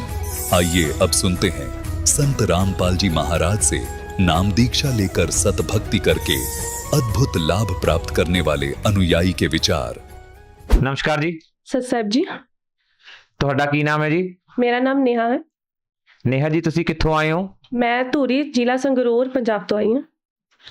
ਸੰਤ ਰਾਮਪਾਲ ਜੀ ਮਹਾਰਾਜ ਜੀ ਦੀ ਸ਼ਰਨ ਦੇ ਵਿੱਚ ਆਉਣ ਤੋਂ ਪਹਿਲਾਂ ਤੁਸੀਂ ਕਿਹੜੀ ਭਗਤੀ ਸਾਧਨਾ ਕਰਦੇ ਸੀ? ਸੰਤ ਰਾਮਪਾਲ ਜੀ ਮਹਾਰਾਜ ਜੀ ਦੀ ਸ਼ਰਨ ਚ ਆਉਣ ਤੋਂ ਪਹਿਲਾਂ ਮੈਂ ਸਾਰੇ ਦੇਵੀ ਦੇਵਤਿਆਂ ਦੀ ਪੂਜਾ ਕਰਦੀ ਸੀ, ਵਰਤ ਰੱਖਣੇ, ਮੰਦਿਰ ਜਾਣਾ। ਮੈਂ ਸ਼ਿਵ ਜੀ ਨੂੰ ਜ਼ਿਆਦਾ ਮੰਨਦੀ ਸੀ। ਮੈਂ ਸ਼ਿਵ ਜੀ ਨੂੰ ਇਸ਼ਟ ਲੈ ਕੇ ਚੱਲ ਰਹੀ ਸੀ, ਕਿਉਂਕਿ ਜਿਵੇਂ ਮੈਂ ਸੁਣਿਆ ਹੋਇਆ ਸੀ ਲੋਕ ਵੇਦ ਵਿੱਚ ਸ਼ਿਵ ਜੀ ਅਜਰ ਅਮਰ ਹੈ। ਮੈਂ ਉਸ ਅਕੋਰਡਿੰਗ ਸੋਚ ਰਹੀ ਸੀ ਕਿ ਸ਼ਿਵ ਜੀ ਮੈਨੂੰ ਮੋਕਸ਼ ਦੇ ਸਕਦੇ। ਮੈਂ ਉਹਨਾਂ ਨੂੰ ਅਜਰ ਅਮਰ ਸਮਝ ਕੇ ਹੀ ਜਾ ਰਹੀ ਸੀ ਤੇ ਮੈਂ ਉਹਨਾਂ ਦੇ ਵਰਤ ਰੱਖਦੀ ਸੀ। ਮੈਂ ਜਨਮ ਅਸ਼ਟਮੀ ਦਾ ਵਰਤ ਰੱਖਣਾ, ਨਵਰਾਤਰੇ ਰੱਖਣੇ, ਗੁਰਦੁਆਰੇ ਜਾਣਾ, ਸਾਰਾ ਕੁਝ ਹੀ ਕਰਦੀ ਸੀ। ਜਿਵੇਂ ਤੁਸੀਂ ਦੱਸਿਆ ਵੀ ਤੁਸੀਂ ਸ਼ਿਵ ਜੀ ਮਹਾਰਾਜ ਨੂੰ ਈਸਟ ਮੰਨ ਕੇ ਮੋਕਸ਼ ਦੇ ਲਈ ਉਹਨਾਂ ਦੀ ਭਗਤੀ ਕਰ ਰਹੇ ਸੀਗੇ, ਵਰਤ ਵੀ ਕਰਦੇ ਸੀਗੇ। ਇਹਨਾਂ ਸਾਰੇ ਵਰਤ ਕਰਦੇ ਹੋਏ ਤੁਹਾਨੂੰ ਕੀ ਕੀ ਲਾਭ ਪ੍ਰਾਪਤ ਹੋਏ? ਦੇਖੋ ਜੀ, ਲਾਭ ਦੀ ਤਾਂ ਸਾਨੂੰ ਪਤਾ ਹੀ ਨਹੀਂ ਸੀ ਕੋਈ ਲਾਭ ਵੀ ਹੁੰਦਾ ਹੈ ਜਾਂ ਇਹਨਾਂ ਦੀ ਪੂਜਾ ਕਰਨਾ ਸਾਨੂੰ ਕੁਝ ਮਿਲੇਗਾ। ਬਸ ਇਹੀ ਸੀਗਾ ਵੀ ਸਾਨੂੰ ਸਵਰਗ ਮਿਲ ਜਾਏਗਾ, ਸ਼ਿਵ ਜੀ ਸਾਨੂੰ ਸਵਰਗ 'ਚ ਲੈ ਜਾਣਗੇ, ਸਾਨੂੰ ਆਪਦੇ ਕੋਲ ਰੱਖ ਲੈਣਗੇ। ਇਦੋਂ ਜ਼ਿਆਦਾ ਤਾਂ ਕੋਈ ਸੋਚਿਆ ਹੀ ਨਹੀਂ ਸੀਗਾ ਵੀ ਕੋਈ ਲਾਭ ਵੀ ਮਿਲਦਾ ਹੈ। ਦੁੱਖ ਤਕਲੀਫਾਂ ਤਾਂ ਸਾਡੇ ਉੱਪਰ ਜਿਹੜੀਆਂ ਚੱਲ ਰਹੀਆਂ ਸੀ ਉੱਦਾਂ ਹੀ ਚੱਲ ਰਹੀਆਂ ਸੀ। ਸੰਤ ਰਾਮਪਾਲ ਜੀ ਮਹਾਰਾਜ ਜੀ ਤੋਂ ਨਾਮ ਉਪਦੇਸ਼ ਕਿਵੇਂ ਲਿਆ? ਸੰਤ ਰਾਮਪਾਲ ਜੀ ਮਹਾਰਾਜ ਦੇ ਨਾਮ ਉਪਦੇਸ਼ ਮੇਰੇ ਪਾਪਾ ਨੇ ਗਿਆਨ ਸੁਣਿਆ ਸੀ। ਉਹਨਾਂ ਨੇ ਪਹਿਲਾਂ ਨਾਮ ਉਪਦੇਸ਼ ਲਿੱਤਾ, ਫਿਰ ਅਸੀਂ ਗਿਆਨ ਸੁਣਿਆ, ਫਿਰ ਅਸੀਂ ਸੰਤ ਰਾਮਪਾਲ ਜੀ ਮਹਾਰਾਜ ਜੀ ਦੇ ਚਰਨ ਕਮਲਾਂ ਵਿੱਚ ਆਏ ਸੀ। ਸੰਤ ਰਾਮਪਾਲ ਜੀ ਮਹਾਰਾਜ ਜੀ ਤੋਂ ਨਾਮ ਉਪਦੇਸ਼ ਲੈਣ ਤੋਂ ਬਾਅਦ 'ਚ ਤੁਹਾਨੂੰ ਕੀ ਕੀ ਲਾਭ ਪ੍ਰਾਪਤ ਹੋਏ? ਸੰਤ ਰਾਮਪਾਲ ਜੀ ਮਹਾਰਾਜ ਤੋਂ ਨਾਮ ਉਪਦੇਸ਼ ਲੈਣ ਤੋਂ ਬਾਅਦ ਜਿਹੜਾ ਮੈਂ ਮੋਕਸ਼ ਦੀ ਇੱਛਾ ਲੈ ਕੇ ਚੱਲ ਰਹੀ ਸੀ ਸ਼ਿਵ ਜੀ ਤੋਂ, ਵੀ ਮੈਨੂੰ ਸ਼ਿਵ ਜੀ ਮੋਕਸ਼ ਦੇਣਗੇ। ਮੈਨੂੰ ਸੰਤ ਰਾਮਪਾਲ ਜੀ ਦਾ ਗਿਆਨ ਸੁਣ ਕੇ ਇਹ ਪਤਾ ਚੱਲਿਆ ਕਿ ਮੋਕਸ਼ ਸ਼ਿਵ ਜੀ ਨਹੀਂ ਦੇਣਗੇ, ਕਬੀਰ ਸਾਹਿਬ ਦੇਣਗੇ। ਕਬੀਰ ਸਾਹਿਬ ਪੂਰਨ ਪਰਮਾਤਮਾ ਹੈ। ਮੈਨੂੰ ਮੋਕਸ਼ ਦਾ ਸਹੀ ਰਾਹ ਮਿਲਿਆ, ਮੈਨੂੰ ਪੂਰਨ ਗਿਆਨ ਮਿਲਿਆ, ਪੂਰਨ ਗੁਰੂ ਮਿਲਿਆ। ਉਸ ਤੋਂ ਬਾਅਦ ਜੋ ਸਰੀਰਕ ਲਾਭ ਆ ਉਹ ਵੀ ਸੰਤ ਰਾਮਪਾਲ ਜੀ ਮਹਾਰਾਜ ਜੀ ਨੇ ਬਹੁਤ ਦਿੱਤੇ ਆ। ਪਰਮਾਤਮਾ ਨੇ ਬਹੁਤ ਕਿਰਪਾ ਕੀਤੀ ਹੈ। ਜਿਵੇਂ ਕਿ ਮੈਂ ਮੇਨ ਲਾਭ ਦੱਸ ਸਕਦੀ ਹਾਂ ਤੁਹਾਨੂੰ। ਜਿਵੇਂ ਮੇਰੀ ਮੰਮਾ ਜੀ ਦੇ ਨਾ ਬੱਚੇਦਾਨੀ ਵਿੱਚ ਰਸੋਲੀ ਸੀ। ਡਾਕਟਰ ਦਵਾਈ ਖਾਧੀ, ਬਹੁਤ ਜ਼ਿਆਦਾ ਖਾਧੀ, ਪਰ ਕੋਈ ਫਰਕ ਨਹੀਂ ਪਿਆ। ਡਾਕਟਰ ਨੇ ਕਹਿਤਾ ਸੀ ਅਗਲੀ ਵਾਰ ਜਦੋਂ ਤੁਸੀਂ ਆਓਗੇ ਤਾਂ ਤੁਹਾਡਾ ਆਪਰੇਸ਼ਨ ਹੀ ਹੈ, ਆਪਰੇਸ਼ਨ ਦੀ ਤਿਆਰੀ ਕਰਕੇ ਆਈਓ। ਫਿਰ ਅਸੀਂ ਬਰਵਾਲਾ ਗਏ, ਸੰਤ ਰਾਮਪਾਲ ਜੀ ਮਹਾਰਾਜ ਜੀ ਨੂੰ ਪ੍ਰਾਰਥਨਾ ਕੀਤੀ, ਪਰਮਾਤਮਾ ਨੂੰ ਪ੍ਰਾਰਥਨਾ ਕੀਤੀ। ਪਰਮਾਤਮਾ ਕਹਿੰਦੇ ਕੋਈ ਗੱਲ ਨਹੀਂ ਬੇਟਾ, ਆਪਰੇਸ਼ਨ ਨਹੀਂ ਕਰਵਾਉਣਾ, ਠੀਕ ਹੋ ਜਾਓਗੇ। ਫਿਰ ਜਦੋਂ ਡਾਕਟਰ ਕੋਲ ਗਏ ਤਾਂ ਡਾਕਟਰ ਨੂੰ ਚੈੱਕਅਪ ਕਰਾਇਆ ਤਾਂ ਉਹ ਕਹਿੰਦੀ ਤੁਹਾਡਾ ਠੀਕ ਹੋ ਚੁੱਕਾ ਹੈ, ਤੁਹਾਨੂੰ ਆਪਰੇਸ਼ਨ ਦੀ ਜ਼ਰੂਰਤ ਨਹੀਂ। ਜਿਹੜੀ ਡਾਕਟਰ ਨੇ ਇਹ ਕਹਿ ਰਹੀ ਸੀ ਕਿ ਤੁਹਾਨੂੰ ਆਪਰੇਸ਼ਨ ਦੀ ਜ਼ਰੂਰਤ ਹੈ, ਅਗਲੀ ਵਾਰ ਜਦੋਂ ਆਓ ਆਪਰੇਸ਼ਨ ਦੀ ਤਿਆਰੀ ਕਰਾ ਕੇ ਆਓ, ਉਹ ਬਾਅਦ 'ਚ ਕਹਿ ਰਹੀ ਹੈ ਕਿ ਨਹੀਂ ਤੁਹਾਨੂੰ ਆਪਰੇਸ਼ਨ ਦੀ ਜ਼ਰੂਰਤ ਨਹੀਂ ਹੈ। ਇਹ ਸੰਤ ਰਾਮਪਾਲ ਜੀ ਮਹਾਰਾਜ ਜੀ ਨੇ ਲਾਭ ਦਿੱਤਾ। ਉਸ ਤੋਂ ਬਾਅਦ ਅਸੀਂ ਹਿਸਾਰ ਤਾਰੀਖ ਤੇ ਜਾਣਾ ਸੀ ਇੱਕ ਵਾਰ। ਉਦੋਂ ਮੰਮਾ ਨੇ ਇੱਕ ਵਾਰੀ ਖਾਂਸੀ ਛੇੜੀ, ਉਹਨਾਂ ਨੂੰ ਇੱਕਦਮ ਅੱਖਾਂ ਅੱਗੇ ਹਨੇਰਾ ਆ ਗਿਆ, ਉਹ ਡਿੱਗ ਗਏ। ਉਹਨਾਂ ਦੇ ਸਿਰ ਤੇ ਇੱਥੇ ਜਿਹੜੀ ਪੌੜੀ ਹੁੰਦੀ ਆ ਉਹ ਲੱਗੀ ਤੇ ਉਹਨਾਂ ਨੂੰ ਬੇਹੋਸ਼ ਹੋ ਗਏ। ਉਹਨਾਂ ਨੂੰ ਉਠਾਇਆ, ਨਹੀਂ ਹਿੱਲੇ। ਪਾਪਾ ਨੇ ਫਿਰ ਸੱਸ ਬੋਲੀ, ਫਿਰ ਪਰਮਾਤਮਾ ਦੀ ਦਇਆ ਨਾਲ ਉਹਨਾਂ ਨੂੰ ਹੋਸ਼ ਆਇਆ। ਜਦੋਂ ਉਹਨਾਂ ਨੂੰ ਸੱਸ ਕਹਿ ਕੇ ਬੁਲਾਇਆ, ਫਿਰ ਸਾਨੂੰ ਲੱਗਿਆ ਸ਼ਾਇਦ ਸੰਤਰਾਮ ਵੀ ਅਸੀਂ ਹਿਸਾਰ ਤਾਰੀਖ ਤੇ ਨਹੀਂ ਜਾ ਪਾਵਾਂਗੇ, ਪਰ ਮੰਮੀ ਕਹਿੰਦੇ ਨਹੀਂ ਤਾਰੀਖ ਤੇ ਜਾਣਾ ਹੈ। ਫਿਰ ਜਦੋਂ ਉਹਨਾਂ ਦੇ ਨਾ ਮੱਥੇ ਤੇ ਬਹੁਤ ਵੱਡਾ ਰੋੜਾ ਬਣ ਗਿਆ ਸੀ, ਅਸੀਂ ਜਾ ਰਹੇ ਸੀ, ਅਸੀਂ ਚਲੇ ਗਏ। ਸਾਨੂੰ ਟ੍ਰੇਨ ਦੇ ਵਿੱਚ ਸੰਤ ਰਾਮਪਾਲ ਜੀ ਮਹਾਰਾਜ ਦੀ ਦਇਆ ਨਾਲ ਉਹਨਾਂ ਨੂੰ ਸੀਟ ਵੀ ਮਿਲੀ ਔਰ ਉਹ ਸੋ ਕੇ ਗਏ। ਔਰ ਪਰਮਾਤਮਾ ਦੀ ਦਇਆ ਦੇਖੋ ਤੁਸੀਂ ਇੰਨੀ ਹੋਈ ਕਿ ਉਹ ਜਿਹੜਾ ਰੋੜਾ ਹੈ, ਨਾ ਅਸੀਂ ਕੋਈ ਦਵਾਈ ਲਗਾਈ, ਨਾ ਅਸੀਂ ਕੁਛ ਉਹਦੇ ਤੇ ਕੀ ਕਹਿ ਸਕਦੇ ਆਪਾਂ ਭਾਫ ਵਗੈਰਾ ਕੀਤੀ, ਕੁਛ ਵੀ ਨਹੀਂ ਕੀਤਾ। ਬਟ ਸੰਤ ਰਾਮਪਾਲ ਜੀ ਮਹਾਰਾਜ ਦੀ ਦਇਆ ਨਾਲ ਉਹ ਰਾਤ ਨੂੰ ਸੁੱਤੇ ਆ, ਉਹ ਆਪਣੇ ਆਪ ਜਦੋਂ ਅਸੀਂ ਹਿਸਾਰ ਪਹੁੰਚੇ ਉਦੋਂ ਪਹਿਲਾਂ ਉਹ ਸਾਰਾ ਠੀਕ ਹੋ ਚੁੱਕਾ ਸੀ। ਸਿਰਫ ਉੱਥੇ ਇੱਕ ਨਿਸ਼ਾਨ ਸੀ ਵੀ ਇੱਥੇ ਇਹਨਾਂ ਦੇ ਸੱਟ ਵੱਜੀ ਆ। ਇਹ ਵੀ ਸੰਤ ਰਾਮਪਾਲ ਜੀ ਮਹਾਰਾਜ ਦੀ ਦਇਆ। ਜਿੱਥੋਂ ਤੱਕ ਸਾਨੂੰ ਲੱਗਦਾ ਸੀ ਕਿ ਉਹਨਾਂ ਦੀ ਉਸ ਦਿਨ ਡੈਥ ਹੋ ਚੁੱਕੀ ਸੀ, ਉਹ ਸੰਤ ਰਾਮਪਾਲ ਜੀ ਮਹਾਰਾਜ ਨੇ ਦਇਆ ਕਰਕੇ ਉਹਨਾਂ ਨੂੰ ਜੀਵਨ ਦਾਨ ਦਿੱਤਾ। ਇੱਕ ਵਾਰੀ ਮੇਰੇ ਪਾਪਾ ਐਕਟਿਵਾ ਤੇ ਜਾ ਰਹੇ ਸੀ, ਮੇਨ ਰੋਡ ਤੇ ਹਾਈਵੇ ਤੇ ਜਾ ਰਹੇ ਸੀ, ਉਹਨਾਂ ਦੀ ਐਕਟਿਵਾ ਦਾ ਟਾਇਰ ਫਟ ਗਿਆ ਤੇ ਉਹ ਐਕਟਿਵਾ ਕਾਫੀ ਘੜੀਸ ਕੇ ਗਈ ਅੱਗੇ ਤੱਕ। ਸੰਤ ਰਾਮਪਾਲ ਜੀ ਮਹਾਰਾਜ ਦੀ ਦਇਆ ਨਾਲ ਉੱਥੇ ਜਿੰਨੀ ਦੇਰ ਤੱਕ ਮੇਰੇ ਪਾਪਾ ਲੇਟੇ ਰਹੇ ਆ, ਪਏ ਰਹੇ ਆ, ਉੱਥੇ ਕੋਈ ਟ੍ਰੈਫਿਕ ਨਹੀਂ ਆਇਆ, ਕੋਈ ਵਹੀਕਲ ਨਹੀਂ ਆਇਆ। ਜਦੋਂ ਉਹ ਸਾਈਡ ਤੇ ਹੋ ਗਏ ਉਸ ਤੋਂ ਬਾਅਦ ਉੱਥੋਂ ਕਾਰਾਂ ਲੰਘਣੀਆਂ ਸ਼ੁਰੂ ਹੋਈਆਂ। ਫਿਰ ਕੀ ਹੋਇਆ ਕਿ ਉਹਨਾਂ ਦੇ ਗੋਡੇ ਤੇ ਸੱਟ ਵੱਜ ਗਈ ਸੀ। ਗੋਡੇ ਦਾ ਜਿਹੜਾ ਮੇਨ ਪੁਆਇੰਟ ਹੁੰਦਾ, ਜਿਹੜਾ ਆਪਣਾ weight ਹੈਂਡਲ ਕਰਦਾ, ਉਹ ਟੁੱਟ ਗਿਆ। ਇੱਕ ਡਾਕਟਰ ਨੂੰ ਦਿਖਾਇਆ, ਡਾਕਟਰ ਕਹਿੰਦਾ ਕਿ ਤੁਹਾਡਾ ਆਪਰੇਟ ਹੋਏਗਾ, ਤੁਸੀਂ ਹੁਣੇ ਆਪਰੇਟ ਕਰਾ ਲਓ। ਫਿਰ ਦੂਜੇ ਡਾਕਟਰ ਨੂੰ ਦਿਖਾਇਆ, ਉਹ ਕਹਿੰਦਾ ਕਿ 1 ਮੰਥ ਪਹਿਲਾਂ ਜਿਹੜਾ ਅੰਦਰ ਵਾਲਾ ਜ਼ਖਮ ਸੁੱਕੇਗਾ, ਫਿਰ ਇਹਨਾਂ ਦਾ ਆਪਰੇਸ਼ਨ ਹੋਏਗਾ। ਫਿਰ ਅਸੀਂ ਸੰਤ ਰਾਮਪਾਲ ਜੀ ਮਹਾਰਾਜ ਜੀ ਨੂੰ ਪ੍ਰਾਰਥਨਾ ਲਗਾਈ। ਸੰਤ ਰਾमपाल जी महाराज जी का आदेश आया कि बेटा कोई बात नहीं, परमात्मा दया करेंगे, ठीक हो जाओगे। फिर हमें किसी ने बताया कि आप जलंधर चले जाओ, जलंधर जाके तुसी चैकअप करवाओ। असी फिर जलंधर गए, डॉक्टर ने दिखाया, जलंधर वाला डॉक्टर कहता नहीं ऑपरेशन की जरूरत नहीं, तो मैडिसन नाल ही ठीक हो जाऊगा। संत रामपाल जी महाराज की दया नाल साडा ऑपरेशन भी बच गया। जिथे डॉक्टर कह रहे थे 1.5-2 लाख रुपया तुहाडा खर्चा आऊगा ऑपरेशन का, वो संत रामपाल जी महाराज की दया नाल सीधा दवाइयां नाल ठीक हो गया। उस तो बाद मेरे ते भी संत रामपाल जी महाराज ने दया की। मैनू डेंगू हो गया सी, मेरे सैल डाउन हो गए सी, मेरे सैल डाउन बहुत ज़्यादा हो गए सी। मैनू पहला फरीदकोट एडमिट कराया गया हॉस्पिटल विच, उत्थे मेरे ਸੈੱਲ ਮੈਨੂੰ ਸੈੱਲ ਵੀ ਚੜਾਏ ਗਏ ਪਰ ਕੋਈ ਫਰਕ ਨਹੀਂ ਪਿਆ, ਮੇਰੇ ਸੈੱਲ 11,000 ਰਹਿ ਗਏ। ਫਿਰ ਸੰਤ ਰਾਮਪਾਲ ਜੀ ਮਹਾਰਾਜ ਜੀ ਨੇ ਪ੍ਰਾਰਥਨਾ ਲਗਾਈ, ਸੰਤ ਰਾਮਪਾਲ ਜੀ ਮਹਾਰਾਜ ਨੇ ਆਦੇਸ਼ ਦਿੱਤਾ ਬੇਟਾ ਠੀਕ ਹੋ ਜਾਓਗੇ। ਫਿਰ ਸੰਤ ਰਾਮਪਾਲ ਜੀ ਮਹਾਰਾਜ ਜਿਹੜਾ ਪ੍ਰਸ਼ਾਦ ਦਿੰਦੇ ਆ ਮੈਂ ਉਹ ਖਾਧਾ ਸੀ। ਉਸ ਤੋਂ ਬਾਅਦ ਮੈਨੂੰ ਮੈਂ ਮੋਗੇ ਆ ਗਈ ਸੀ, ਮੋਗੇ ਗਰਗ ਹਸਪੀਟਲ 'ਚ ਮੈਨੂੰ ਐਡਮਿਟ ਕਰਵਾਇਆ ਗਿਆ। ਉੱਥੇ ਫਿਰ ਮੇਰਾ ਟ੍ਰੀਟਮੈਂਟ ਚੱਲਿਆ। ਰਾਤ ਨੂੰ ਮੇਰਾ 11,000 ਸੈੱਲ ਸੀ, ਜਦੋਂ ਦੁਬਾਰਾ ਮਾਰਨਿੰਗ 'ਚ ਉਹਨਾਂ ਨੇ ਮੇਰੇ ਸੈੱਲ ਚੈੱਕ ਕੀਤੇ ਤੇ ਮੇਰੇ 11,000 ਤੋਂ 50,000 ਸੈੱਲ ਆ ਗਏ। ਉਹ ਵੀ ਸੰਤ ਰਾਮਪਾਲ ਜੀ ਦੀ ਮਹਾਰਾਜ ਦੀ ਕਿਰਪਾ ਨਾਲ ਸੀ, ਕਿਉਂਕਿ ਉੱਥੇ ਮੇਰੇ ਨਾਲ ਹੋਰ ਵੀ ਵਾਰਡ ਵਿੱਚ ਬਹੁਤ ਪੇਸ਼ੈਂਟ ਸੀ ਜਿਨ੍ਹਾਂ ਦੇ ਸੈੱਲ ਡਾਊਨ ਸੀ, ਉਹਨਾਂ ਨੂੰ ਸੈੱਲ ਵੀ ਚੜਾਏ ਗਏ ਸੀ। ਜੇ ਕਿਸੇ ਦੇ 16,000 ਸੈੱਲ ਸੀ ਤਾਂ ਉਹ 20,000 ਤੱਕ ਹੀ ਆਏ ਸੀ। ਕਿਸੇ ਦੇ ਸੈੱਲ ਇੰਨੇ ਜ਼ਿਆਦਾ ਨਹੀਂ ਵਧੇ ਜਿੰਨੇ ਜ਼ਿਆਦਾ ਮੇਰੇ ਵਧੇ ਸੀ। ਉਹ ਸਿਰਫ ਇਹਦੇ ਕਰਕੇ ਸੀ ਕਿ ਅਸੀਂ ਸੰਤ ਰਾਮਪਾਲ ਜੀ ਮਹਾਰਾਜ ਨੂੰ ਪ੍ਰਾਰਥਨਾ ਲਗਾਈ, ਉਹਨਾਂ ਦੀ ਕਿਰਪਾ ਨਾਲ ਮੇਰੇ ਸੈੱਲ ਵਧੇ ਸੀ। ਇੱਕ ਵਾਰੀ ਮੇਰੇ ਪੱਥਰੀ ਹੋ ਗਈ ਸੀ। ਪੱਥਰੀ ਦਾ ਦਰਦ ਤੁਹਾਨੂੰ ਪਤਾ ਬਹੁਤ ਜ਼ਿਆਦਾ ਹੁੰਦਾ ਹੈ, ਪਰ ਪਰਮਾਤਮਾ ਦੀ ਦਇਆ ਨਾਲ ਮੇਰਾ ਦਰਦ ਵੀ ਮੇਰੇ ਤੋਂ ਸਹਿਆ ਗਿਆ। ਕਿਸੇ ਨੂੰ ਨੀਂਦ ਨਹੀਂ ਆਉਂਦੀ ਹੁੰਦੀ ਪੱਥਰੀ ਦੇ ਦਰਦ ਵਿੱਚ, ਮੈਨੂੰ ਪਰਮਾਤਮਾ ਨੇ ਨੀਂਦ ਹੀ ਦਿਲਾਈ, ਕਿਉਂਕਿ ਜਦੋਂ ਮੈਂ ਸੋ ਜਾਂਦੀ ਸੀ ਮੈਨੂੰ ਕੁਝ ਨਹੀਂ ਪਤਾ ਲੱਗਦਾ ਸੀ, ਮੈਂ ਬਾਰ-ਬਾਰ ਸੌਂਦੀ ਰਹਿੰਦੀ ਸੀ। ਉਹ ਵੀ ਪਰਮਾਤਮਾ ਨੇ ਇੱਕ ਦਿਨ ਦੇ ਵਿੱਚ ਹੀ ਕੱਢ ਦਿੱਤੀ ਔਰ ਮੈਨੂੰ ਪਤਾ ਵੀ ਨਹੀਂ ਲੱਗਾ ਕਿਵੇਂ ਨਿਕਲ ਗਈ। ਇਹ ਵੀ ਸੰਤ ਰਾਮਪਾਲ ਜੀ ਮਹਾਰਾਜ ਦੀ ਬਹੁਤ ਵੱਡੀ ਦਇਆ ਸੀ। ਉਸ ਤੋਂ ਬਾਅਦ ਪਰਮਾਤਮਾ ਤਾਂ ਛੋਟੇ-ਮੋਟੇ ਲਾਭ ਤਾਂ ਰੋਜ਼ ਦਿੰਦੇ ਹੀ ਰਹਿੰਦੇ ਆ। ਪਰਮਾਤਮਾ ਇਹ ਅਹਿਸਾਸ ਕਰਵਾਉਂਦੇ ਰਹਿੰਦੇ ਆ ਕਿ ਮੈਂ ਤੁਹਾਡੇ ਨਾਲ ਆ। ਇਹੀ ਜਿਹੜੇ ਮੇਨ ਵੱਡੇ ਲਾਭ ਸੀ ਉਹ ਮੈਂ ਤੁਹਾਨੂੰ ਦੱਸ ਦਿੱਤੇ। ਜਿਵੇਂ ਕਿ ਤੁਸੀਂ ਦੱਸਿਆ ਵੀ ਸੰਤ ਰਾਮਪਾਲ ਜੀ ਮਹਾਰਾਜ ਜੀ ਦੀ ਸ਼ਰਨ ਦੇ ਵਿੱਚ ਆਉਣ ਤੋਂ ਬਾਅਦ 'ਚੋਂ ਤੁਹਾਨੂੰ ਬਹੁਤ ਸਾਰੇ ਲਾਭ ਪ੍ਰਾਪਤ ਹੋਏ। ਤੁਸੀਂ ਪ੍ਰਾਰਥਨਾ ਲਾਉਣੇ ਹੋ ਸੰਤ ਰਾਮਪਾਲ ਜੀ ਮਹਾਰਾਜ ਜੀ ਨੂੰ, ਸੰਤ ਰਾਮਪਾਲ ਜੀ ਮਹਾਰਾਜ ਜੀ ਦੇ ਵਚਨ ਆਉਂਦੇ ਆ ਵੀ ਤੁਸੀਂ ਠੀਕ ਹੋ ਜਾਓਗੇ। ਇਹੋ ਜਿਹਾ ਉਹ ਕੀ ਦਵਾਈ ਦੇ ਰਹੇ ਨੇ ਸੰਤ ਰਾਮਪਾਲ ਜੀ ਮਹਾਰਾਜ ਜੀ, ਜਿਨ੍ਹਾਂ ਦੇ ਵਚਨ ਦੇ ਵਿੱਚ ਇੰਨੀ ਸ਼ਕਤੀ ਆ ਵੀ ਉਹਨਾਂ ਦਾ ਇੱਕ ਵਚਨ ਆਉਂਦਾ ਤੇ ਸਾਰੀਆਂ ਬਿਮਾਰੀਆਂ ਠੀਕ ਹੋ ਜਾਂਦੀਆਂ ਨੇ, ਵੱਡੇ ਤੋਂ ਵੱਡੇ ਰੋਗ ਦਰੁਸਤ ਹੋ ਜਾਂਦੇ ਨੇ, ਲੋਕਾਂ ਦੇ ਜਿਹੜੇ ਅੜੇ ਹੋਏ ਕੰਮ ਹੁੰਦੇ ਨੇ ਉਹ ਨਿਕਲ ਜਾਂਦੇ ਨੇ। ਇਹੋ ਜਿਹੇ ਸੰਤ ਰਾਮਪਾਲ ਜੀ ਮਹਾਰਾਜ ਕੌਣ ਨੇ? ਸੰਤ ਰਾਮਪਾਲ ਜੀ ਮਹਾਰਾਜ ਪੂਰਨ ਪਰਮਾਤਮਾ ਨੇ। ਉਹ ਪੂਰਨ ਪਰਮਾਤਮਾ ਨੇ। ਉਹ ਕਹਿੰਦੇ ਨੇ ਸੰਤ ਵਚਨ ਪਲਟੇ ਨਹੀਂ, ਪਲਟ ਜਾਏ ਬ੍ਰਹਮੰਡ। ਸੰਤ ਦਾ ਵਚਨ ਨਹੀਂ ਪਲਟਦਾ ਹੁੰਦਾ। ਉਹ ਪੂਰਨ ਪਰਮਾਤਮਾ ਨੇ, ਉਹ ਪੂਰਨ ਸੰਤ ਨੇ। ਉਹਨਾਂ ਦਾ ਵਚਨ ਕਦੇ ਨਹੀਂ ਪਲਟ ਸਕਦਾ। ਸਾਰੀ ਦੁਨੀਆ ਸਾਰੇ ਬ੍ਰਹਮੰਡ ਇੱਧਰ ਤੋਂ ਉੱਧਰ ਹੋ ਸਕਦੇ ਆ, ਪਰ ਸੰਤ ਰਾਮਪਾਲ ਜੀ ਦਾ ਵਚਨ ਨਹੀਂ ਪਲਟ ਸਕਦਾ, ਕਿਉਂਕਿ ਉਹ ਸੱਚੀ ਭਗਤੀ ਦੇ ਰਹੇ ਨੇ। ਜੋ ਆਪਣੀ ਵੇਦ ਵਿੱਚ, ਗੀਤਾ ਜੀ ਵਿੱਚ, ਕੁਰਾਨ ਵਿੱਚ ਲਿਖਿਆ ਉਹਦੇ ਅਕੋਰਡਿੰਗ ਭਗਤੀ ਦੇ ਰਹੇ ਨੇ। ਇੱਕ ਇਹ ਵੀ ਚੀਜ਼ ਹੈ, ਸੰਤ ਰਾਮਪਾਲ ਜੀ ਮਹਾਰਾਜ ਬਾਰੇ ਬਹੁਤ ਸਾਰੇ ਭਵਿੱਖਬਾਣੀਆਂ ਹੋ ਚੁੱਕੀਆਂ ਨੇ, ਜਿਵੇਂ ਕਿ ਜੈ ਗੁਰੂ ਦੇਵ ਜੀ ਦੇ ਤੁਲਸੀਦਾਸ ਜੀ ਮਹਾਰਾਜ, ਉਹਨਾਂ ਨੇ ਵੀ ਕਿਹਾ ਸੀਗਾ ਵੀ ਉਹਨਾਂ ਨੇ ਇੱਕ ਭਵਿੱਖਬਾਣੀ ਕੀਤੀ ਸੀਗੀ ਵੀ ਇੱਕ ਕਲਯੁਗ ਦੇ ਵਿੱਚ ਇੱਕ ਅਵਤਾਰ ਆਏਗਾ ਜਿਹੜਾ ਕਿ ਸਾਰਿਆਂ ਨੂੰ ਸੁਖੀ ਕਰੇਗਾ। ਉਹਦਾ ਇੱਕ ਝੰਡਾ ਹੋਊਗਾ ਤੇ ਇੱਕ ਉਹਦੀ ਭਾਸ਼ਾ ਹੋਊਗੀ। ਸੰਤ ਰਾਮਪਾਲ ਜੀ ਮਹਾਰਾਜ ਉਹੀ ਨੇ। ਉਹਨਾਂ ਨੇ ਭਵਿੱਖਬਾਣੀ ਕੀਤੀ ਸੀਗੀ 7 ਸਤੰਬਰ 1971 ਨੂੰ 20 ਸਾਲ ਦਾ ਹੋ ਚੁੱਕਿਆ। ਸੰਤ ਰਾਮਪਾਲ ਜੀ ਮਹਾਰਾਜ ਜੀ ਦਾ ਜਨਮ 8 ਸਤੰਬਰ 1951 ਦਾ ਹੈ ਤੇ ਉਸ ਅਕੋਰਡਿੰਗ ਸੰਤ ਰਾਮਪਾਲ ਜੀ ਮਹਾਰਾਜ 7 ਸਤੰਬਰ 1971 ਨੂੰ 20 ਸਾਲ ਦੇ ਪੂਰੇ ਹੋ ਚੁੱਕੇ ਸੀ। ਠੀਕ ਹੈ। ਨਾਸਤਰਦਾਮਸ ਜੀ ਨੇ ਵੀ ਕਿਹਾ ਸੀਗਾ ਵੀ ਜਿਹੜਾ ਪੂਰਨ ਸੰਤ ਹੋਊਗਾ ਉਹਦੇ ਤੇ ਦੇਸ਼ ਦਰੋਹ ਦਾ ਕੇਸ ਲੱਗੂਗਾ। ਸੰਤ ਰਾਮਪਾਲ ਜੀ ਮਹਾਰਾਜ ਤੇ ਵੀ ਲੱਗਾ ਹੈ। ਉਹਨਾਂ ਨੇ ਕਿਹਾ ਸੀਗਾ ਵੀ ਉਹ ਸੱਚੀ ਮਾਰਗ ਦੱਸੂਗਾ, ਸੱਚੀ ਭਗਤੀ ਮਾਰਗ ਦੱਸੂਗਾ। ਉਹ ਸੰਤ ਰਾਮਪਾਲ ਜੀ ਮਹਾਰਾਜ ਜੀ ਦੱਸ ਰਹੇ ਨੇ। ਉਹਨਾਂ ਨੇ ਕਿਹਾ ਸੀਗਾ ਵੀ ਉਹਦੇ 4 ਬੱਚੇ ਹੋਣਗੇ। ਸੰਤ ਰਾਮਪਾਲ ਜੀ ਮਹਾਰਾਜ ਦੇ ਵੀ 4 ਹੀ ਬੱਚੇ ਨੇ, 2 ਬੇਟਾ 2 ਬੇਟੀ। ਉਹਨਾਂ ਨੇ ਭਵਿੱਖਬਾਣੀ ਕੀਤੀ ਕਿ ਸੰਤ ਰਾਮਪਾਲ ਜੀ ਦੀ ਜਿਹੜਾ ਪੂਰਨ ਸੰਤ ਹੋਊਗਾ ਉਹਦੀ ਮਾਤਾ 3 ਭੈਣਾਂ ਹੋਣਗੀਆਂ। ਸੰਤ ਰਾਮਪਾਲ ਜੀ ਮਹਾਰਾਜ ਦੀ ਜਿਹੜੀ ਮਾਤਾ ਵਾ ਉਹ 3 ਭੈਣਾਂ ਨੇ। ਹੋਰ ਵੀ ਬਹੁਤ ਸਾਰੇ ਭਵਿੱਖਵਕਤਾ ਨੇ ਭਵਿੱਖਬਾਣੀ ਕੀਤੀ ਹੋਈ ਹੈ ਸੰਤ ਰਾਮਪਾਲ ਜੀ ਮਹਾਰਾਜ ਬਾਰੇ, ਜੋ ਕਿਸੇ ਵੀ ਸੰਤ ਤੇ ਟੁਕਦੀਆਂ ਨਹੀਂ, ਸਿਰਫ ਸੰਤ ਰਾਮਪਾਲ ਜੀ ਮਹਾਰਾਜ ਦੇ ਉੱਪਰ ਹੀ ਟੁਕਦੀਆਂ ਨੇ। ਇੱਕ ਗੁਰੂ ਨਾਨਕ ਦੇਵ ਜੀ ਨੇ ਵੀ ਭਵਿੱਖਬਾਣੀ ਕੀਤੀ ਸੀ। ਪ੍ਰਹਲਾਦ ਦੇ ਲੋਕ ਵਿੱਚ ਜਦੋਂ ਗਏ ਸੀ, ਉਹਨਾਂ ਨੇ ਦੱਸਿਆ ਸੀਗਾ, ਪ੍ਰਹਲਾਦ ਨੇ ਦੱਸਿਆ ਸੀ ਵੀ ਇੱਥੇ ਸਿਰਫ ਇੱਕ ਸੰਤ ਕਬੀਰ ਆਇਆ, ਇੱਕ ਗੁਰੂ ਨਾਨਕ ਦੇਵ ਆਇਆ। ਇਸ ਤੋਂ ਬਾਅਦ ਜੇ ਉਹੀ ਸੰਤ ਆਊਗਾ ਜਿਹੜਾ ਇਹਨਾਂ ਦੋਵਾਂ ਦੀ ਸ਼ਕਤੀ ਲੈ ਕੇ ਚੱਲੂਗਾ। ਤੇ ਉਹ ਸੰਤ ਰਾਮਪਾਲ ਜੀ ਮਹਾਰਾਜ ਜੀ ਨੇ, ਉਹਨਾਂ ਨੇ ਕਿਹਾ ਸੀਗਾ ਉਹ ਬਰਵਾਲੇ ਦੇ ਵਿੱਚ ਆਊਗਾ। ਸੰਤ ਰਾਮਪਾਲ ਜੀ ਮਹਾਰਾਜ ਜੀ ਉਹ ਸੰਤ ਨੇ ਜਿਹੜੇ ਬਰਵਾਲੇ ਵਿੱਚ ਆਏ ਨੇ। ਉਹਨਾਂ ਨੇ ਕਿਹਾ ਸੀ ਉਹ ਜਾਟ ਜਾਤ ਤੋਂ ਹੋਊਗਾ। ਸੰਤ ਰਾਮਪਾਲ ਜੀ ਮਹਾਰਾਜ ਜੀ ਨੇ ਜਿਹੜੇ ਜਾਟ ਜਾਤ ਤੋਂ ਨੇ। ਇੱਕ ਸੰਤ ਰਾਮਪਾਲ ਜੀ ਮਹਾਰਾਜ ਨੇ ਜਿਹੜੇ ਆਪਣੇ ਸ਼ਾਸਤਰ ਆ ਉਹਨਾਂ ਦੇ ਅਕੋਰਡਿੰਗ ਗਿਆਨ ਦੇ ਰਹੇ ਨੇ, ਸੱਚੀ ਭਗਤੀ ਦੇ ਰਹੇ ਨੇ, ਜਿਹਦੇ ਕਰਕੇ ਸਾਰਿਆਂ ਨੂੰ ਲਾਭ ਹੋ ਰਿਹਾ। ਸਾਨੂੰ ਨਾਮ ਜਪਣ ਨਾਲ ਹੀ ਬਹੁਤ ਸਾਰੇ ਲਾਭ ਮਿਲ ਰਹੇ ਨੇ। ਭਗਤ ਸਮਾਜ ਨੂੰ ਕੀ ਸੰਦੇਸ਼ ਦੇਣਾ ਚਾਹੁੰਦੇ ਹੋ? ਜੀ, ਭਗਤ ਸਮਾਜ ਨੂੰ ਮੈਂ ਸੰਦੇਸ਼ ਤਾਂ ਨਹੀਂ ਦੇ ਸਕਦੀ, ਪਰ ਹੱਥ ਜੋੜ ਕੇ ਪ੍ਰਾਰਥਨਾ ਕਰ ਸਕਦੀ ਹਾਂ ਕਿ ਸੰਤ ਰਾਮਪਾਲ ਜੀ ਮਹਾਰਾਜ ਦੀ ਸ਼ਰਨ ਦੇ ਵਿੱਚ ਆਓ। ਇਹ ਪੂਰਨ ਸੰਤ ਨੇ। ਇਹਨਾਂ ਤੋਂ ਬਿਨਾਂ ਕੋਈ ਵੀ ਕਿਸੇ ਵੀ ਜਗ੍ਹਾ ਤੇ ਚਲੇ ਜਾਓ, ਤੁਹਾਨੂੰ ਮੋਕਸ਼ ਨਹੀਂ ਮਿਲ ਸਕਦਾ, ਨਾ ਹੀ ਤੁਹਾਨੂੰ ਦੁੱਖਾਂ ਤੋਂ ਨਿਵਾਰਨ ਹੋ ਸਕਦਾ ਹੈ। ਜੇ ਤੁਸੀਂ ਆਪਣੇ ਦੁੱਖ ਨਿਵਾਰਨ ਕਰਵਾਉਣੇ ਨੇ, ਤੁਸੀਂ ਮੋਕਸ਼ ਚਾਹੀਦਾ 84 ਲੱਖ ਜੋਨੀਆਂ ਤੋਂ ਬਚਣਾ, ਤਾਂ ਸੰਤ ਰਾਮਪਾਲ ਜੀ ਮਹਾਰਾਜ ਦੀ ਸ਼ਰਨ ਦੇ ਵਿੱਚ ਆਓ। ਧੰਨਵਾਦ ਜੀ। ਧੰਨਵਾਦ ਜੀ।